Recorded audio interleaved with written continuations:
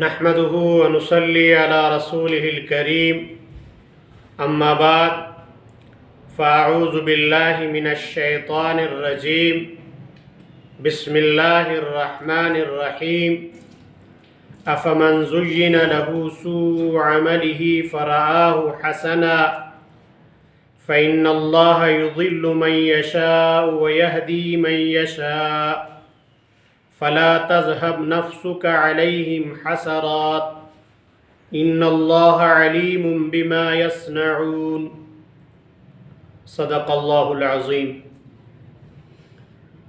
میرے محترم دوستوں اور بھائیوں، دنیا کے اندر دو ہی راستے ہیں، ایک ہدایت کا، دوسرا ضلالت اور گمراہی کا۔ ہدایت کے راستے کے طرف رہنمائی اللہ کرتا ہے، اور اسی طرح ضلالت اور گمراہی کے راستے کے طرف شیطان رہنمائی کرتا ہے، اور مومن کو ہدایت کا راستہ اختیار کرنا چاہیے۔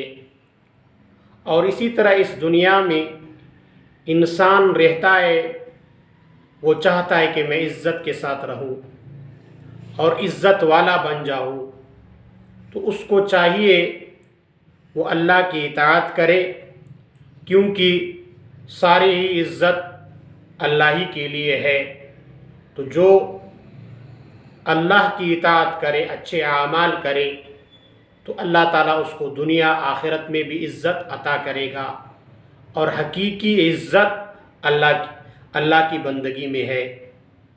تو اللہ رب العالمین فرماتے ہیں افمن زین لہ سوء عملہ فرآہ حسنا، کیا پس وہ شخص جس کے لیے اس کے برے اعمال کو مزین کر دیتے ہیں،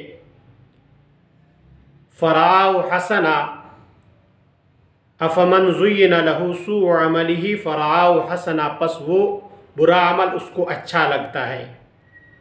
یعنی ایک شخص ہے، شیطان اس کو ورغلا کر اس کے اس برے عمل کو آراستہ پیراستہ کر کے اس کو اچھا دکھاتا ہے، پھر اس بندے کو وہ برا عمل اچھا لگتا ہے۔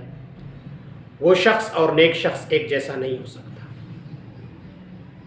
اور پھر اللہ نے انسان کو دنیا کے اندر یہ صلاحیت اور استعداد عطا کیا ہے کہ وہ عقل کے ذریعے سے حق کو سمجھنے کی کوشش کرے اور اس پر چلنے کی کوشش کرے۔ اگر کوئی شخص اس استعداد کو اور عقل کو استعمال کر کے حق پر چلنے کی کوشش نہیں کرتا، تو اللہ تعالیٰ اس سے اس استعداد اور صلاحیت کو سلب کرتا ہے۔ پھر وہ شیطان کے بہکاوے میں آتا ہے، پھر اس کے ان برے اعمال کو شیطان ان کے لیے مزین کرتا ہے، پھر اسی میں وہ آخرکار برے ہی انجام کو پہنچ جاتا ہے۔ اور ہدایت گمراہی اللہ کے ہاتھ میں ہے۔ انسان کو دنیا کے اندر اس نے اختیار دیا ہے، اور اب ایک انسان اختیار کے باوجود اس چیز کو اختیار نہیں کرتا، تو پھر اللہ تعالیٰ اس کو ہدایت نہیں دیتا۔ فإن اللہ یضل من یشاء، پس اللہ جس کو چاہے گمراہ کرے، ویہدی من یشاء، اور جس کو چاہے ہدایت دے۔ فلا تذهب نفسك علیہم حسرات، پس آپ کو ان پر غم کھا کر اپنے جان کو ہلاکت میں نہیں ڈالنا چاہیے۔ یعنی رسول اللہ صلی اللہ علیہ وسلم سے اللہ فرماتے ان معاندین کی، جو خود حق کو اختیار نہیں کرتے اور ہدایت پر چلنے کی کوشش نہیں کرتے، تو آپ اپنے آپ کو پریشان نہ کریں۔ ان اللہ علیم بما یصنعون، بے شک اللہ تعالیٰ واقف ہے ان کے کرتوتوں سے، ان کو جانتے ہیں جو یہ کرتے ہیں۔ ان کو اختیار دیا ہے، عقل دیا ہے، اس کے باوجود یہ اس کو استعمال نہیں کرتے، گمراہی کو اختیار کرتے۔ تو آپ اپنے آپ کو پریشان نہ کریں ان کے لیے۔ اور اسی طرح فرمایا، یہ سمجھتے ہیں کہ ہم دنیا میں رہ کر پھر مر جائیں گے، پھر ہم کو زندہ اللہ نہیں کرے گا، تو اللہ تعالیٰ فرماتے ہیں واللہ الذی ارسل الریاح فتصیر سحابا، اللہ ہی وہی ہے جو ہوائیں چلاتا ہے، جو فَتُصِيرُ سَحَابًا فَسُقْنَاهُ إِلَى بَلَدٍ مَيِّتٍ، جو بادلوں کو اٹھاتی ہے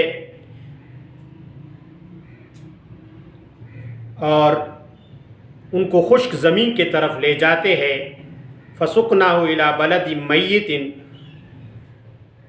پھر ہم بادلوں کو خشک زمین کے طرف لے جاتے ہیں، یعنی مردہ زمین کی طرف لے جاتے ہیں۔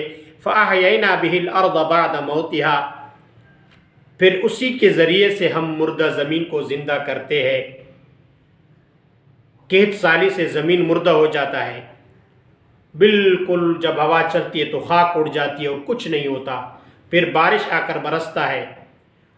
اللہ تعالیٰ بارشوں کو، ہوا کو حکم دیتا ہے، وہ بارشوں کو، بادلوں کو اٹھا لیتا ہے، پھر بادلوں سے اللہ تعالیٰ اس مردہ زمین پر بارش برساتا ہے، پھر سبزہ اگتا ہے، پھر وہ مردہ زمین اس کے ذریعے سے زندہ ہوتا ہے۔ آگے فرماتا ہے کذالک النشور، اسی طرح جی اٹھیں گے، یعنی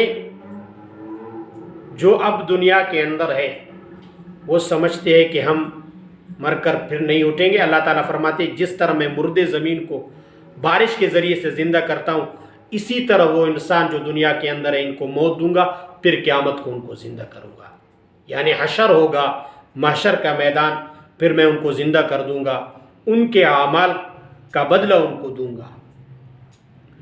اور پھر فرماتے من کان یرید العزت فللہ العزت جمیعا، جس کو عزت چاہیے پس سارے عزت اللہ کے لیے ہے۔ الیہ یصعد الکلم الطیب والعمل الصالح، اسی کے طرف تمام سترے کلمات اسی کی طرف چڑھتے ہیں۔ والعمل الصالح یرفعہ، اور نیک اعمال کو بلند کرتا ہے۔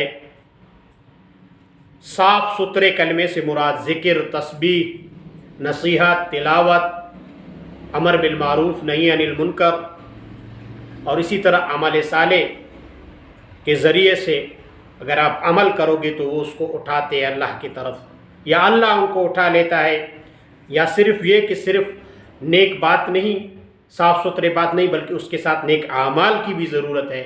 تو نیک اعمال کرو گے تو ان کو اللہ تعالیٰ اٹھا لے گا، اور اللہ تعالیٰ ان کو اٹھاتا ہے۔ تو جو یہ چاہتا ہو، عزت چاہتا ہو، تو اللہ کی اطاعت کرے، اللہ کی بندگی کرے۔ والذین یمکرون السیئات لہم عذاب شدید، اور جو سازش کرتے ہیں برے ان کے لیے سخت عذاب ہے۔ ومکر اولئک هو یبور، اور وہ اپنے سازش میں نابود ہوں گے، نیست و نابود ہوں گے، یعنی ناکام ہوں گے، اس اپنے سازش میں خود ہی پھنسیں گے۔ جس طرح کفار مشرکین نے رسول اللہ صلی اللہ علیہ وسلم کے خلاف سازش کیا، دار الندوہ میں بیٹھ کر آپ صلی اللہ علیہ وسلم کے، اللہ تعالیٰ نے ان کو بچایا۔ اسی طرح دین اسلام پر آپ انسان کو چلنا چاہیے، لیکن اللہ تعالیٰ ان سارے سازشوں کو ناکام کرے گا۔ جو انسان اللہ کے دین پر چلے گا اس کو عزت بھی ملے گا، اور اسی طرح جو اللہ نے اس کو صلاحیت دیا ہے اس صلاحیت کو استعمال کر کے ہدایت کا راستہ اختیار کرے۔ اور یہ چاہتا ہو کہ دنیا کے اندر مجھے عزت ملے تو اللہ کی اطاعت کرے، نیک اعمال کرے، حقیقی بندگی کرے، حقیقی عبادت اللہ کی کرے، تو اس کو حقیقی عزت مل جائے گی۔ اور اسی طرح اس کے خلاف ہونے والے سازشیں ناکام ہوں گے، جو سازشیں کریں گے وہ اپنے سازشوں میں خود پھنسیں گے۔ تو مطلب یہ ہے کہ ایک انسان کو چاہیے، اللہ نے اس کو عقل دیا ہے، ایمان کی دولت دیا ہے، تو پھر وہ برے اعمال سے بچے، اچھے اعمال کو اختیار کرے۔